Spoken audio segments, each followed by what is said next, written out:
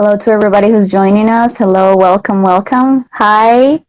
So we're Hi. here today with Dr. Rose Schlaff. She's the creator of Be Well with Rose. We're going to be talking a little bit about sex sexuality, hoping to talk a little bit about sexual aftercare. So, all right. So welcome, Dr. Rose. How are you today? I'm good. Thank you so much for having me. For I just everybody who's realized, listening, Dr. Rose is a certified women's health coach, women's sexual health fellow, and she's doctor in physical therapy. And she's been specializing in her career with working with pelvic floor muscles, right? So, well, I wanted to actually start the conversation today talking about precisely that, which is a topic that you're passionate about, which is um, helping women overcome this discomfort and pain that sometimes can show up with sex. Um, you have many years of experience, so I'd like to ask you, what are the most common questions that you get when people go and look for you? What are the main things that they're struggling with, or the questions that they want answered? yeah, I think that a lot of the stuff that I end up talking about people is, women think that so many of these things are normal, or they've talked to their doctor about having pain or discomfort during sex, or even like large amounts of pain or of discomfort with periods, and they've seen like their doctors or their friends or everybody else is saying like, oh, that's just what it is to be a woman, right? And although these things are common, I just want to say they're not normal, and they don't have to be this way. You don't have to have pain or discomfort during sexual activity. And actually, they've seen that 75% of women will at some point have pain or discomfort during sex in their lives, which is a crazy high number, right? That's a lot. And a third of them continue to have pain. But there's many different reasons for pain, and we can talk about, different strategies to alleviate this. But if you're out there and you're watching this and you're saying, am I crazy? Do I just need to like drink some wine and throw some lube on this because that's what my doctor told me? And I just want you to let No. know that you're not crazy. And there's so many other options other than wine and lube that can help alleviate pain and discomfort. And I was wondering if you have any thoughts or any maybe advice on how you think maybe sexual aftercare can be a practice that you can incorporate that can help you if you're somebody who struggles with this type of things. Of course, we always need to go to the doctor and get checked, right? But how do you think that could impact um, this specific situation, sexual Absolutely. aftercare? Yeah, so I think that anytime I think of aftercare, I think of it as this like beautiful time to come together after a sexual activity, right? Where you're checking in on each other, even if you're just taking that time to be together, or if you've done solo play to just be with yourself and kind of like sit in that sacred time and process what just happened, right? Because sometimes we can be in the swing of things and things may happen that we're not really like processing in that moment, and it's beautiful to have that space afterwards to discuss or even just to reflect with yourself. So I think that for, especially if you're having pain or discomfort during this aftercare time, super important to talk about, what felt good, what felt safe. So I talk about safety a lot of the time when we're talking about pain, because certain activities, especially penetration, can oftentimes feel scary, and cause physical pain. And so many of my clients will end up doing anything but penetration. So it's like, okay, if we're working only with external parts of our body, or if we're working with other parts of our body, can we check in during that aftercare time and say, hey, did this work for you? Are there any other parts that needed attention? Are there any other parts that, wanted attention? Did you feel safe in the way that we did it? Did you need something else to feel safe? Are you comfortable with progressing that? So all of those questions, that's a beautiful time to talk about it. How have you noticed that um, experiencing this pain or discomfort when it comes to sex changes people's perceptions of what sex is or should be? And then in that same line, how does that impact the way they experience, their own selves, because their sexual selves. Right.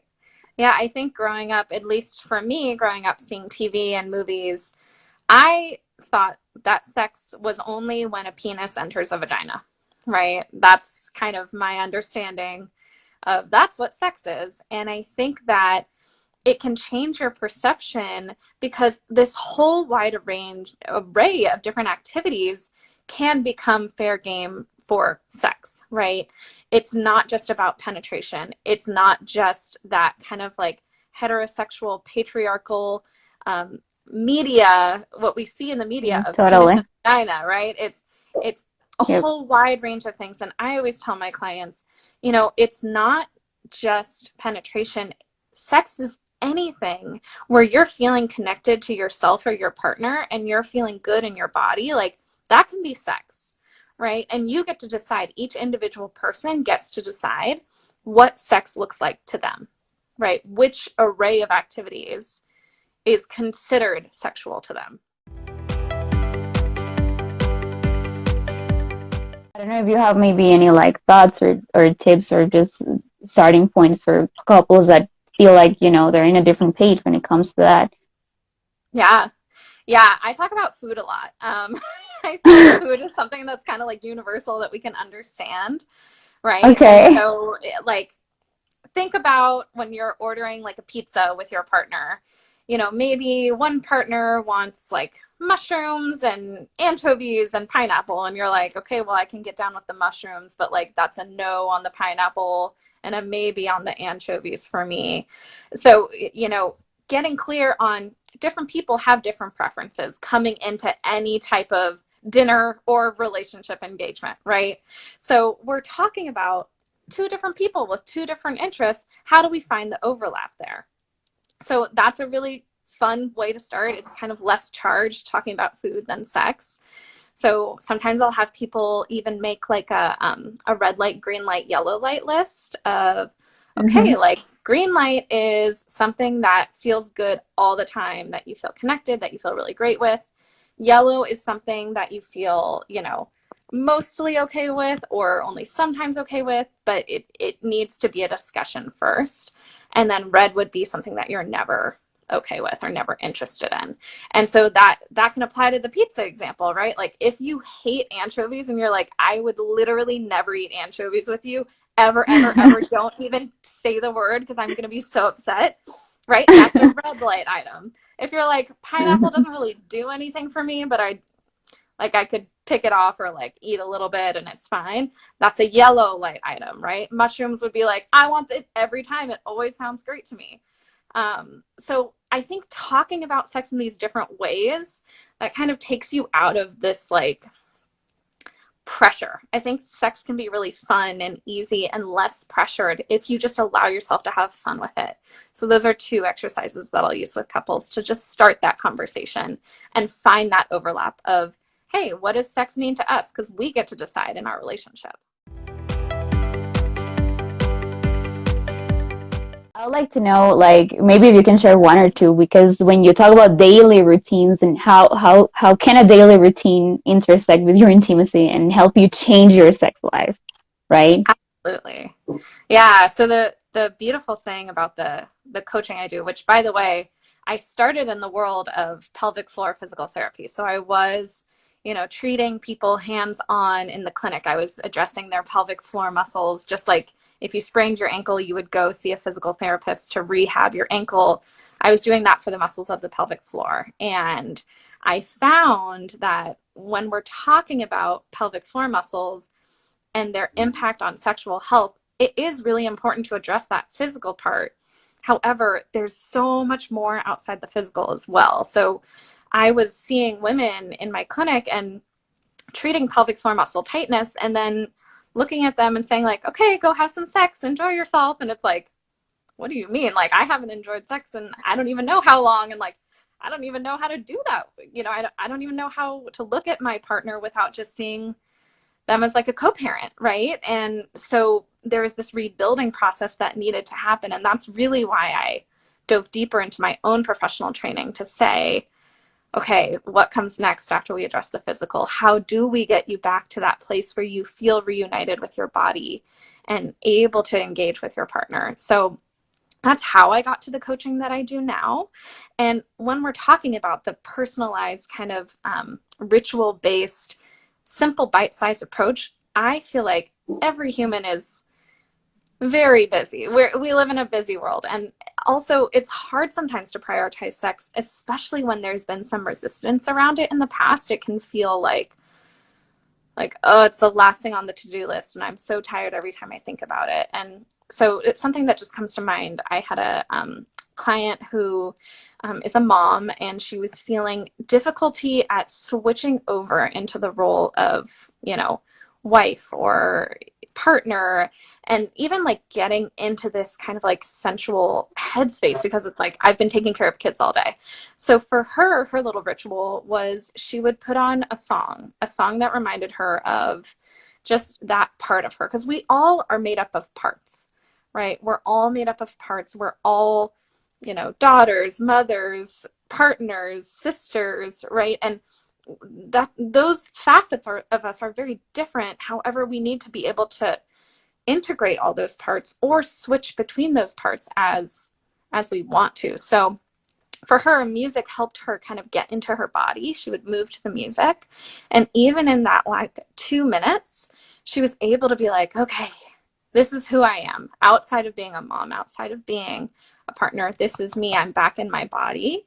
And it was much easier for her to kind of move forward with intimacy if that's what she chose for that evening.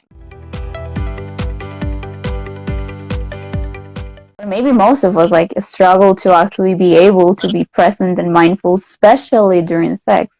Like it's normal for everyone to like I'm doing the shopping list while I'm here, and it's like I shouldn't be done Yep. in the shopping list. How do I not do a shopping list and focus?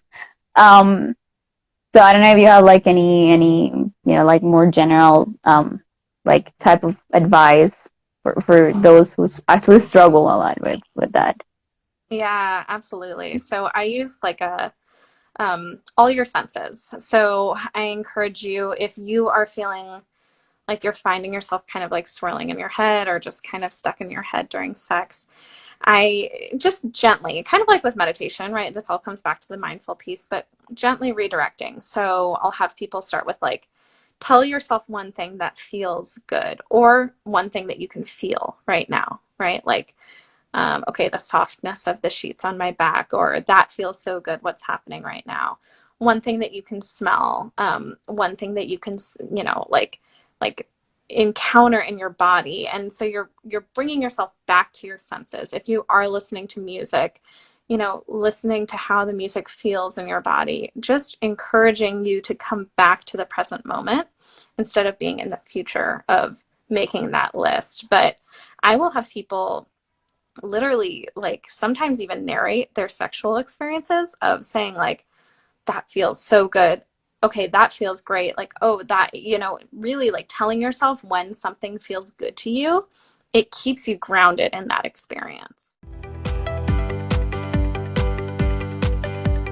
What are specific maybe aftercare um, rituals or routines that they could incorporate to just start going out of that headspace of sex is bad and it's gonna hurt me? Of course that would be with a lot of other work that they probably would be doing. But Yeah, yeah, absolutely. So, again, if you've made that kind of like red light, green light, yellow light, and red items are taken off the list so that you can rebuild that sense of safety with sexual activity so that you're not worried, like, is this activity going to cause me pain? Is this going to turn into an activity that I don't want? There's an understanding of what's on the table and what's off the table, right? And then regrounding in pleasure, right? So, meaning, does it look really beautiful if you have fairy lights up on your ceiling? Is there a particular candle that smells good? Is there a particular lotion that you really like that your partner could, rub your legs with? Is there music that makes you feel safe, makes you feel comfortable? Anything that brings you back to pleasure, even if it's not sexual pleasure, right? Just feeling good. definitely. And then also safety, right? Like what makes you feel the safest and coziest? Are you, cozy in bed? Are you, do you make some tea and you have like a warm Yeah. beverage? Are you cuddling? Are you being held by your partner, feeling safe in that aspect? So really just encouraging yourself to explore what does pleasure look like in and out of the bedroom using my five senses. How do I bring as much of that as possible? And then what makes me feel the most safe and comfortable? And how do we lean into that? Thank you so much for having me. Thank you.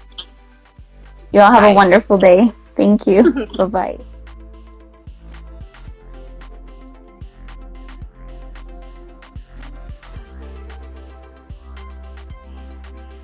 Cardinal Theory is produced by My Sex Bio, an educational platform empowering people like you to take command of your sexual biography. Our sound design is by David Usma, and theme music by Min the Universe. Video editing is by David Usma, and our assistant video editor and marketing coordinator is Maria Taruque. Follow us on Instagram, Twitter, Facebook, LinkedIn, TikTok, YouTube, and Spotify at My Sex Bio. Visit our website and join our e-letter at mysexbio.org, and support our work by joining our Patreon. Thank you.